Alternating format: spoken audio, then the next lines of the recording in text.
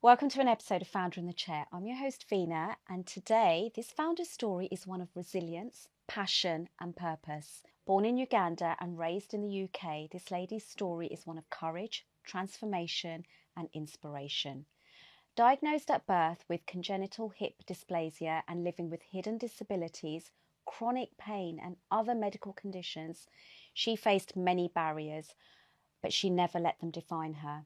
Instead, she turned her challenges into fuel for a purpose-driven life, becoming a celebrated figure across the events industry, education, media, and communities at the age of 50. With a spirit rooted in culture and inclusion, she has forged a remarkable career path that breaks stereotypes and uplifts others. Rising from admin officer to deputy director in the civil service, from being a powerful voice on Netflix and BBC to commanding the stage as a keynote speaker. She continues to lead with empathy, confidence, and grace. And I'm so excited and honoured to welcome Sonal Dave. Welcome, Sonal. Hi. Hi. How are you? Oh, fabulous. Do you know what I've been really excited about today? Oh, wow. Well, Thank you. There's a couple of reasons. First of all, I get to meet you. Thank you. And also, every time I get a chance to share my story, I feel like I'm reaching out to, hundreds of other people and telling them that life's going to be shit. But that's okay. Just deal with it, manage it, and move on. I love that. Oh, thank you. How many of us hold on to the shit part? Too many. Too many. We kind of, I think just whether it's human psyche or whether it's because we've never been taught, we kind of remember the past constantly. Oh, that happened. Oh, do you remember when that happened? Oh my God, that day. When actually we just go, park it, deal with it, and move on. And in fact, on that, I want to gift you this. It's a little journal. Ooh, get a present. A little journal. Uh-huh. And the reason I want to gift you this is part of my message is about managing situations and moving on. And what people don't do is they don't really reflect through the whole journey. What happened? Why did it happen? What was my part in the thing that happened? How did it make me feel? And how do I want to move on? So if you do that journey, you kind of almost close the bad thing and you move on. But also if you go through that journey and celebrate the good thing, isn't that just amazing? Because we don't celebrate enough, do we? No, we don't. And we're always so good at we'll always complain when it's a bad thing. But how many times do we, I don't know, in a restaurant say, that was actually really good. But we're quick to put up a bad review. Absolutely. I think one of the things I'd love to do, and it's part of my journey in life, is to inspire people to think more positively. Don't hold on to the negative. Life, the journey of life, the roller coaster of life is almost meant to throw you all these negatives, all these toxic moments, all these difficulties, these challenges. But instead of looking at them and going, oh, another thing, I can deal with that. Because you know what? I've dealt with stuff all my life. And if people kind of look at situations, look at what's happening in their life and kind of flip the coin and, okay, what's that taught me? What have I learned from that? I know not to do that again. And it can come to cooking. It can come to managing the home, whether that's with your husband, your partner, your children. It can come to work scenarios. There are so many situations where if you just take a breath, hold, release, as yoga teachers would teach us, and just reflect and then move forward. And we don't really do enough of that. We spend too much of life going, run. Oh, of course. And we just never really stop. And I think we just need to focus on that. I love that. So if somebody wants to buy this book? It's on Amazon. So there's a book for children as well. But if they type in Sonal Dave, all the books that I've got on there will come up. Brilliant. So I see this book starts from January, but I can start at any time, can't I? Yeah, so there's no dates as such. It's just got months of the year. So you could start in October and then run it through. You could start in January. You can start whenever. So there's no years. There's, no dates. 15th of August this happened. Yeah. Because you may not want to journal every day. Yeah. And in fact, there's different types of journaling. Yeah. So there's the journaling in the book, as I've showed you. There's the journaling, which is the kind of where you get your iPhone or your Android phone and you record, how did my day go today? What happened today? What worked? What didn't work? What didn't work? Why didn't it work? Was it me? Was it somebody else? God, Fina, that recording with Fina today, how did I feel after that? Did I feel angry, sad, happy? Do I want to do more of those? I do. So then you move forward because that's what you want to do more of. Just be more reflective in everything. The journal's also got mandalas. So when you are having those angry down days, sit there and spend time just colouring those mandalas and just allow your body to relax and be in the moment. It says, be yourself, everyone else is already taken. Absolutely. By Oscar Wilde. Absolutely. And there's a mandala. It's that saying is so true, isn't it? How many people out there will maybe look at a Bollywood actress? Yeah. Or people on social media. I mean, like, this is what people don't realise is when I post something, for example, they're like, oh, that's so nice, Fina's doing this or Fina's doing that. But, I'm not posting the moments that I probably don't want you to see. No. So we show highlights of our life. And that's why they often say that social media is what you want to share. Yeah. So when I started posting on social media about my disabilities, my chronic pain, my medical conditions, my surgery. In fact, interestingly, one of my best reels was showing me from being on a Zimmer frame, not being able to use a Zimmer frame and walk, to being able to walk. And that reel did amazingly. And you kind of think, well, hold on, I've been telling you about my weddings and my toastmaster work and the testimonials from public speaking. Yeah. But you're all really excited that I can walk again. Yeah. So the power of your own journey, both the good and the bad, people need to hear. And in fact, let people know, be vulnerable. Share the not so good days, share the difficult days, share, I don't know, you've done a new recipe and it got burnt. That will teach somebody something. I learned today not to put too much of this in because it just burns the pie. Yeah. So somebody watching that's going to go, well, I was thinking of making that pie tomorrow. Yeah. No, I get it. I mean, I think I shared once that I've got eczema on my eyelids and that I actually don't wear eyeshadow. So, because everyone thinks I'm wearing eyeshadow all the time. But no, it's because my eczema flared up so much when I was stressed once that I ended up with scarring. Yeah. Oh, wow. So I had so many comments on the back of that one. Yeah, it's crazy, right? Yeah. You always think people just want to know the good stuff, but actually, because you won't be the only one that's dealing with eczema on your eyelids. And in fact, what you're sharing, others will resonate with and go, that's me. I'm dealing with that. Oh my God, Fina has it as well. And you'll often find people will reach out to you as well. Yeah. And suddenly you make new friends that you never had before because you've got a shared path to go through together. Or I can share what helped me, for example. Absolutely. So, Sonal, you've lived with visible and hidden disabilities, faced workplace bullying, and then you changed careers at 50. How have these challenges shaped not only your personal resilience, but also your mission to inspire others to break barriers and follow their dreams? It's a really, really good question, Vina, because just literally talking about what we were talking about earlier, resilience for me is just part of my life now. I see resilience as an opportunity. I don't see it as a bad thing. Me being resilient, being able to deal with all the conditions, the disability, the surgeries, being able to come out of it, it's a celebration. Every time a challenge comes my way, it's a challenge. It's hard. It's tough. I might have some sleepless nights. I might cry. Crying is good. But I come out of it. So it's about being resilient in life actually has helped me achieve what I've wanted to achieve. And it's helped me open doors that were never opened before.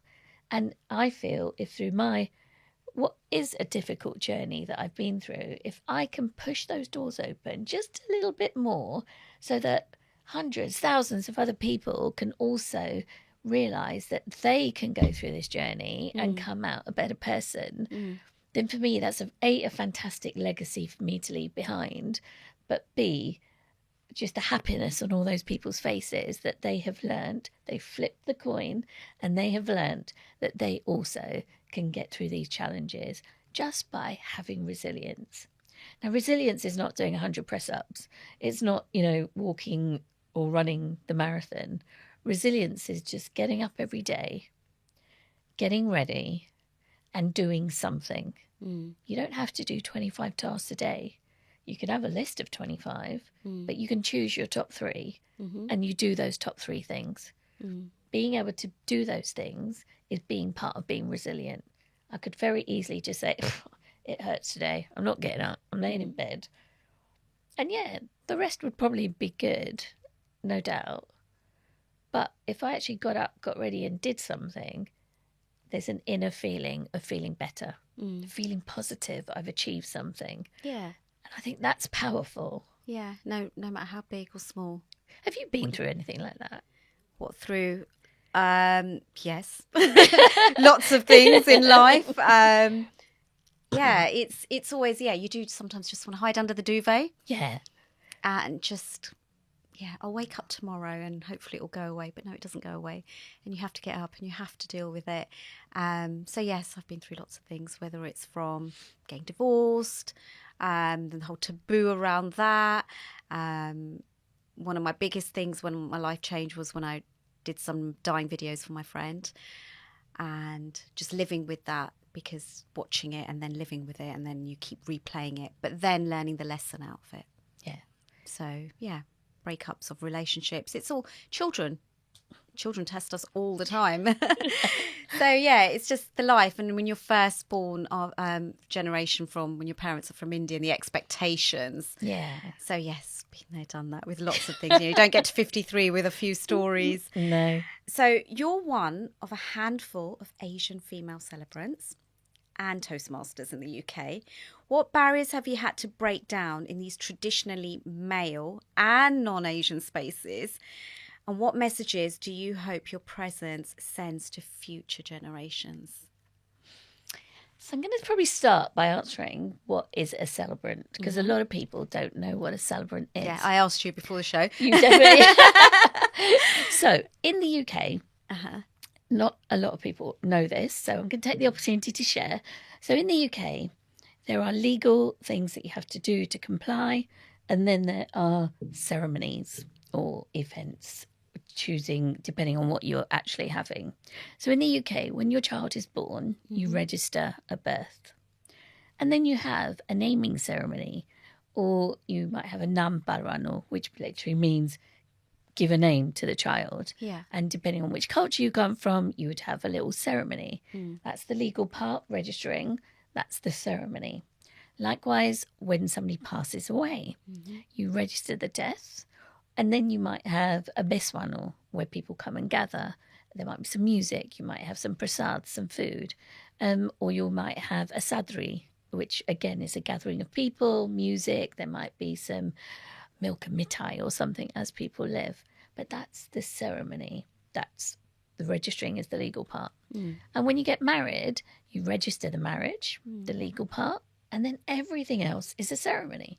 So whether you're having a mandap ceremony, a ceremony in a gurudwara, an imam, a vicar, unless there is a registry of your marriage, it is a ceremony. And that's where a celebrant comes in. Because a celebrant allows, whether it's births, deaths, marriages, renewal of vows, scattering of ashes, celebration of life, a celebrant is somebody who comes in and works with the couple or the family and creates a celebration ceremony of choice. And it's always about the individual who's just been born, the couple who's getting married or renewing their vows, or the person who's passed away. So rather than focusing on religion, it focuses on maybe spiritualism, or it focuses on none of that. And they just want to talk about who they are as a couple, their love, their future, their hopes and dreams. They might be a couple who are renewing their vows, for example. They might want to talk about the journey they've been through, the children, the pets, how many times they've moved, what they've learnt through life as they renew their vows. And you don't have to renew your vows at 10, 25, 50. Why not renew your vows at 1, 2, 3, 4, 5, every single year if you want. Oh, that's beautiful. Because why not? That's another celebration. So the celebrant is there to help you celebrate. So when somebody passes away, let's celebrate their lives. one of the things I always get told off for saying, so I'm just going to say it today. Go for it. If you're not religious, or the person that's passed away was not religious, why is there still generations that are almost forcing the agenda of having a religious wedding or having a religious, I don't know, chapel of rest ritual followed by the funeral? Why? What is stopping us or stopping people from actually having a ceremony that celebrates the couple, celebrates the individual that's passed away? So the whole ceremony is about the person, the people, as opposed to religion. It's a question I put out there for everyone who's watching this. Do we continue in life to follow the expectations of others, or do we live life by our own choices? I love that. So when you say people don't like it when you say that, what sort of pushback do you get? Well, aprama, which means, well, you know, in ours, we've always done this. Yeah. Or, oh, no, I know they weren't religious, and I know they didn't really have, you know, marry into the culture. And I know they might have been an LGBTQ couple, but in our religion, it says that we must do da-da-da-da. Is it because people think, oh, well, they're going to go to a higher place now and they should be going in some sort of religious ceremony? I suppose it depends. For me, it depends on what that person believed. Yeah. I mean, if that person didn't believe in religion and didn't believe in a higher place or a lower place, then what are we doing? Are we forcing them somewhere that they never... If they just never, ever had a religious thing in their lives, why are we forcing them to have something religion? Yeah. Now, I'm Brahmin. I'm born Hindu Brahmin. We're Kedavada Brahmin. I've been brought up with religion. There's been priests in our family. It's only one now. Others have passed away. So I've been brought up with it. I was brought up in a religious way, but I always questioned why? Because if we don't question and we just follow, almost like, you know, the sheep following the sheep, or who followed the Pied Piper? Played the flute, didn't he? And all the children followed the Piper. If we just follow, then we're not really living our lives, are we? No. We're actually living the lives that others want us to. It's always easier to follow. It is, isn't it? Yeah. But you know what? Like sheep. I'm 4'9", but I'll stand tall and I'll follow with the journey. I'm not far off. I'm 4'11", so do you know what? Us little people. We stand tall, we talk loud, and we send a message. Yeah, absolutely. So your work as a celebrant, toastmaster, and public speaking expert all centre around giving people a voice. Why do you believe communication is such a powerful tool for confidence, mental health, and inclusion? So in all of the work that I do, whether as a celebrant, where I'm creating and delivering ceremonies, as a toastmaster, where I'm there explaining what's happening in a ceremony, or at a corporate event, I have to tell you this funny story before I forget. Go on. One of the reasons I became a toastmaster was I was at a wedding, and there was an English old white man, which is what's typical. Yeah. And now we move to the Akane days, so Bhagyavati, and we've now got the Pera. And I was just like, really? I can do that. I can stand up there and say, and now we move to the Akanda Sobhagyavati. We now have the Fera. And it just made me think, do you know what? I have a voice and I'm confident enough to open doors. Yeah. So I trained, and now at weddings, at events, words are pronounced the way they should be pronounced. We should celebrate that. Let's have people that can actually celebrate who we are, what our rituals are called. In public speaking, why is it just that parents, I love you all. Why is it the parents focus on getting A stars and getting degrees? Well, you know what? Teach your child the life skills, the life transferable skills, the skills that are going to provide them success. So public speaking, financial management, time management, how to manage your mental health. All of these kind of skills can be taught if a child, an adult, is given the opportunity to learn them. So as an example, public speaking. Why am I so passionate about it? So that's a title, public speaking. But underneath it, what are the skills? Confidence, communication, body language, a big one, self-acceptance. Love how you look, love how tall you are, love how you speak, love the size of your nose, all of that, just accept who you are and how you sound. Voice control, even down to when you stand, what's your comfortable standing position? If you start to master these skills, then every situation you'll put in life, you're not going to struggle. If you don't know, you can come out with, 11 A stars and 14 A levels and 3 degrees. But if you can't communicate, if you can't get your message across, one of the things I love about public speaking skills, and we hear the word mental health a lot these days, but imagine if you had these skills and you could say, I'm seeing this, I'm hearing this, I'm feeling this, I need this. So rather than somebody telling you what you need, you're telling them what you need. But you can only do that if you've got the confidence within you and you've found your voice, you've faced your fear, and you feel your own personal power to be able to say to some senior people, some older people often, what it is that you need and want. Because often we'll go, I'm having a bad day.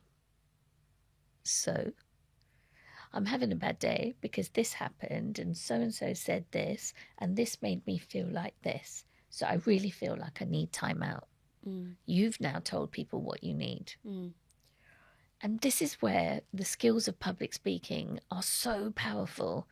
And they should be. One of my ambitions, I would absolutely love, Vina, is for this to be part of the curriculum. Part of a school curriculum, a college curriculum, a university curriculum, should be in organisations, on their L&D libraries, inductions, give them the opportunity to do this in inductions. Because the more people feel confident in themselves, the more morale is raised in the workplace, in the schoolroom, in college, in university auditoriums. Life would just be so much better if we can all say what we want to say and not be afraid to. Yeah. And that's the thing, is that it comes down to the fear again. Yeah. If I say something, what if Vina doesn't like it? Yeah. And in fact, just saying, Vina may not like it, but that's okay. Yeah. I want to say this. Yeah. I always talk about flipping that coin. I think it's such a powerful thing to be able to do. And I'd like to try something with you. Do you feel you're happy to try something today? We're flipping the coin now, aren't we? We are flipping the coin. Go on then. All right. So I'm going to do a little networking exercise with you. Okay. And we call it the introduction to networking. So just going to ask you a few questions. Okay. And hopefully, if we Yeah. get it right, Yeah. by the end of this, you're going to be able to walk into any room and be able to introduce yourself, whether it's 5 people, whether it's 500 people. Okay. Ready? Yes. Not nervous? Little bit. It's me. You're going to be fine. Right. So tell me who you are. I'm Vina. Who's Vina? Let's talk about the podcast. So I'm a business founder who wanted to get other founders to tell their story. Who are these other founders? Anyone and everyone who runs a business, founded a business, and they've got a story to tell, but nobody knows why they started that business. That's what I want them to share. So do the who is Vina, and then do the who in terms of is the business for. So who am I? Yeah. So I'm a founder, and I wanted to share how it's been tough for me. Like you talked earlier about A-levels, degrees. So I don't have any of that. Me neither. Just did GCSEs. And people often say to me, so what was your degree in? And when I say I didn't go to uni, they almost turn their nose up. So I want you to flip that. When somebody says to you, what's your degree in? You say degree in life. Right. So my degree's in life, Sonal. Okay, perfect. And then, so you're going to string all these sentences together in a second. What value and benefit does anyone coming to you for the podcast get? So they get to leave their story as a legacy, because one day that story may inspire somebody. It may get someone out of bed to actually start that business because you did it. So why can't they do it? Right, now string that all together. I'll give you a minute.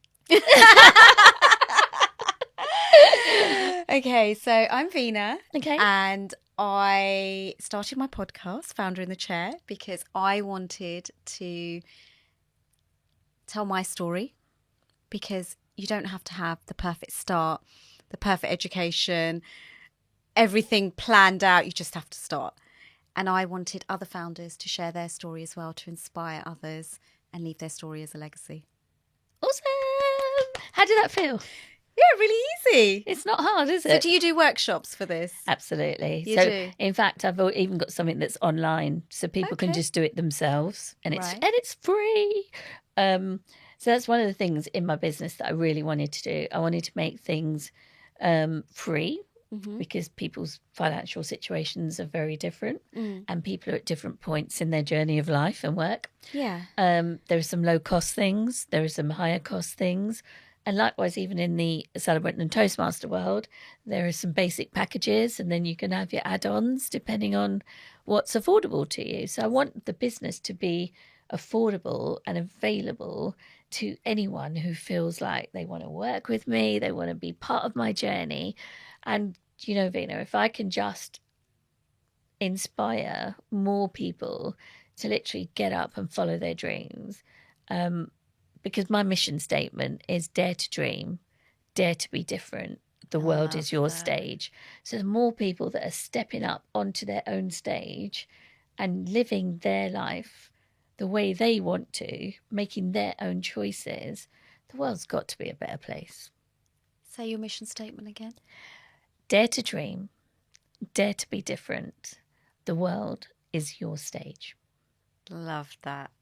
That is some mission statement. So how does someone get hold of you or find out everything that you offer?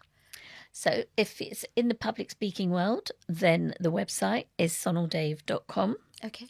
And if it's in the event space, it's sonaldaveevents.com. And then you can find me on Instagram. In fact, you can find me across all socials and it's sonaldave68. Sonal-Dave68. So what's your main platform? Which platform helps you the most? So I spent many years having everything on everything, and then made a conscious break where everything to do with events is on Instagram and TikTok. Right. And everything to do with public speaking is on LinkedIn and Facebook. Makes sense, so that way right? people know, you know, if somebody wants public speaking, they're not coming on Instagram and learning about weddings and corporate events and award ceremonies, because actually they want to learn about public speaking. And that's why I also then split the website. So that way, if you want that public speaking, you're going to sonaldave.com. If you're looking to book me as a celebrant and toastmaster, you are going to sonaldaveevents.com. So do you actually teach people to become celebrants? So I don't teach myself, but I'm part of an organisation where I'm a mentor. Right. So they do sort of the modules of learning what a celebrant is, doing the research, and then when it gets to actually writing scripts, doing a recorded assessment and doing the live ceremony, the live assessment, that's when they come to a mentor like myself. And then we mentor them through that period. And actually that's the hardest part, being able to just write for somebody. And that's the Academy of Modern Celebrancy. But yeah, it's growing. It started off in Australia, went to the US, went to Europe, and now it's in the UK. And we have our fingers crossed, Vina, that the Law Commission has put forward to Parliament to allow celebrants like myself to be able to also do the legal part of the registry. That would be amazing. It would mean that couples can actually do it all together. Yes. And not have to have the registry and then have the ceremony. They could actually have celebrants like myself do it both. And I absolutely love that, because my niche is multicultural couples. I am Dan, my partner, so we are a multicultural couple. And then LGBTQ couples. So two very particular niches who can sometimes be sidelined. So if you're sidelined, I'm coming to you. You're not looking for someone. I am here for you. I just think it's so important. Nobody should ever be sidelined. whether you're multicultural, whether you're LGBTQ couple, whether you're disabled, chronic illness, medical conditions, whether you're financially poor, whether you're education poor, whatever that really means, because life teaches you much more, I think, than what you learn in a classroom. I'll probably get told off for that as well, isn't it? But it's fine. When you've said it now, and you know what? There'll be people who'll be like, well done for saying it. There's so many people just so scared to say the wrong thing. Oh, do you know what? I think I've just got to that point in life where I am me, and those who love me will, and those who won't, it's okay. Not everyone's going to love you. No. And I think we learn that more as we get older, because we try to fit in a lot when we're younger. Yeah. Although, I don't know, the generations now, they're just out there and they don't care. So my husband says to me he thinks I was born a generation too early, because I really resonate with like Gen Z right now, and living their lives, doing what they want. Yeah. Because it's all the things I talk about now. Yeah. So I totally get. I love that we've got so many young influencers. I love that we've got so many youngsters who are going into arts, you know, being artists, who are setting up their own businesses, who are going into property. Yeah. You know, I just love it. I love the fact that they're not, hopefully, you know, they've not kind of disengaged with the whole of world, but you know, they're actually following their dreams. You know, they've got a stage and they're stepping onto that stage and they're following their dreams. So to me, that just puts a huge smile on my face. Yeah. Even something like TikTok, you know, people laugh at people on TikTok. Well, they actually earn a good living out of it. I always say to my children, if I was born like 20 years later, watch, I'd be like on TikTok doing this, doing that. And they're like, oh my God, Mum, we already like open Instagram or something. It's just mum. And they're just like, we just scroll past you. I'm like, that's all fine. You don't have to watch me. I'm not your audience. No, You're not my audience, sorry. Yeah, I definitely wouldn't do the pointy thing. I still don't do the pointy thing, but I do use TikTok. And it's great because it's a whole different audience. And in fact, that's one of the things. Know your ideal audience, know where they sit, know where they play, know where they hang out, and reach out to them. And then you will get the right people coming your way. But yeah, my mission statement, everyone should go by it. I believe they should. And if they don't, come and tell me why. Love that. Just before we go, can you just say your websites again? So it's sonaldave.com for public speaking. Yeah. sonaldaveevents.com for celebrant and toastmaster. Love that. Thank you so much, Sonal. I have loved our conversation. And I'm going on your website, maybe for that public speaking. I'm waiting for your call. I'm calling you. Thank you. No, but thank you for having me on. It's been an absolute pleasure. Thank you, Sonal. And also just been great getting to know you more as well. Oh, thank you. Thank you very much.